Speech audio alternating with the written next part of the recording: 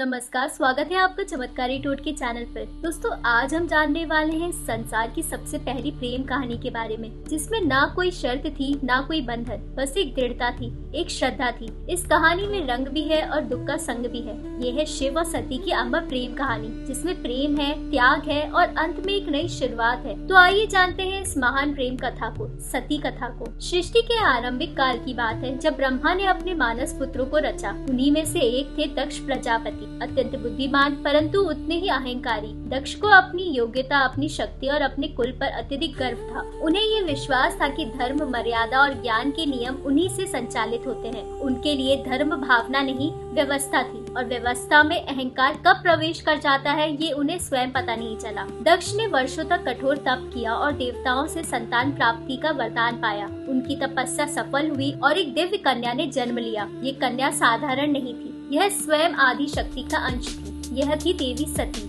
सती का जन्म किसी सामान्य बालिका की भांति नहीं हुआ था। उनका स्वरूप, उनका स्वभाव, उनका मौन, सब कुछ अलग था। दक्ष को अपनी पुत्री पर गर्व था, पर उनके मन में एक गुप्त आकांक्षा भी थी कि वह इस कन्या का विवाह किसी महान, वैभवशाली और प्रतिष्ठित वर से करेंगे, जिससे उनका मान और बढ़े। लेकिन सती का हृदय कहीं और ही बन चुका था। बचपन से ही उनका स्वभाव अन्य कन्याओं से भिन्न था। उन्हें ना तो श्रृंगार का आकर्षण था और ना ही राजसी जीवन का मोह। जब भी वे किसी ऋषि या साधु से उस योगी की कथा सुनती जो शमशान में रहता, भस्म रमाता, सर्प को आभूषण बनाता है और संसार से विरक्त होकर भी पूरे ब्रह्मांड का आधार है, तब सती का हृदय किसी अनकहे भाव में भर उठता। वही योगी थे भगवान शिव, जिससे संसार डरता था। उनसे सती प्रेम करने लगी थी। जो संसार के लिए वैराग्य थे, वही सती के लिए पूर्णता बन चुके थे। धीरे धीरे ये आकर्षण भक्ति में बदला और भक्ति प्रेम में। अब सती का केवल एक ही लक्ष्य था, शिव को पति रूप में प्राप्त करना। पर ये मार्ग सरल नहीं था। जब दक्ष को सती की भावना का आरंभ हुआ तो उनका अहंकार आहत हो गया। उनकी दृष्टि में शिव एक अवघड़ योगी मात्र थे। ना कोई राज्य, ना वैभव, ना सामाजिक प्रतिष्ठा। उन्होंने सती को समझाने का प्रयास किया, डांटा, भय दिखाया, पर सती का निर्णय अडिग था। उन्होंने धन, वैभव और पद सभी को त्याग दिया और कठोर तप का मार्ग चुना। हिमालय की गुफाओं में खुले आकाश के नीचे बिना भोजन, बिना निद्रा सती केवल शिव का ध्यान करने लगी। दिन बीते, महीने बीते, वर्षों बीत गए। उनकी तपस्या की अग्नि इतनी प्रचंड हो गई कि त्रिलोक प्रभावित होने लगा। देवताओं तक को चिंता होने लगी कि यह कन्या किस संकल्प से तप कर रही है। अंततः शिव प्रकट हुए। उन्होंने सती की ओर देखा, उस दृढ़ता को जिसने उन्हें भी बांध लिया था। शिव ने कहा कि तुम्हारा प्रेम मुझे स्वीकार है, और उसी क्षण सती को अर्धांगिनी के रूप में स्वीकार किया। शिव और सती का विवाह हुआ। ये कोई साधारण विवाह नहीं था, ये शिव और शक्ति का मिलन था। शिव की बारात में भूत, प्रेत, सिद्ध, योगी, नाग और गण थे। शरीर पर भस्म, जटाओं में गंगा, नंदी पर सवार शिव। लोग भयभीत थे, पर सती के मुख पर गर्व था।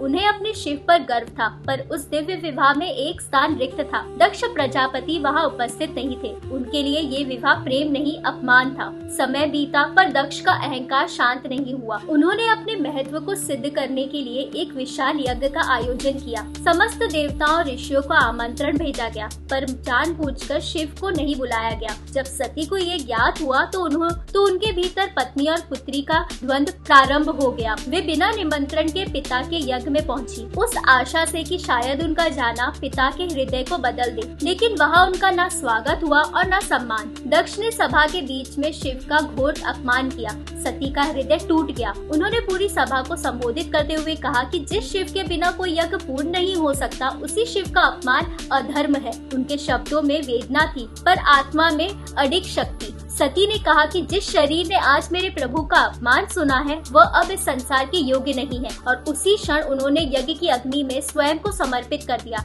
ये केवल आत्मदाह नहीं था, यह प्रेम की अंतिम आहुति थी। जैसे ही ये समाचार कैलाश पहुंचा, शिव की समाधि टूट गई। यह क्रोध नहीं था, यह प्रेम का विस्फोट था। शिव की जटाओं से वीरभद्र प्रकट हुए, जिन्होंने यज्ञ को नष्ट कर दिया और दक्ष के अहंकार का अंत कर दिया। पर कथा यहीं समाप्त नहीं हुई। शिव स्वयं यज्ञ स्थल पहुँचे, सती के जले हुए शरीर को उठाया और पूरे ब्रह्मांड में भटकने लगे। उनका विलाप सृष्टि को असंतुलित करने लगा। तब देवताओं ने भगवान विष्णु से प्रार्थना की। विष्णु ने सुदर्शन चक्र चलाया और सती का शरीर खंड खंड हो गया। जहाँ जहाँ उनके अंग गिरे वहाँ शक्ति पीठ बने। पृथ्वी शक्ति से भर गई। शिव अंततः हिमालय लौटे और गहन समाधि में लीन हो गए। युग बदले, समय आगे बढ़ा, पर प्रेम समाप्त नहीं हुआ। वही सती, वही शक्ति अब पार्वती के रूप में पुनः जन्म लेने वाली थी। क्योंकि यह कथा अंत नहीं थी, यह सृष्टि की पहली प्रेम कहानी थी और शायद सबसे अमर। तो दोस्तों, अगर आपको ये कहानी पसंद आई हो तो इस वीडियो को लाइक करें, शेयर करें और चैनल को सब्सक्राइब करना ना भूलें। शिव और पार्वती की प्रेम कहानी का लिंक भी मैं इस वीडियो में अटैच कर दूंगी।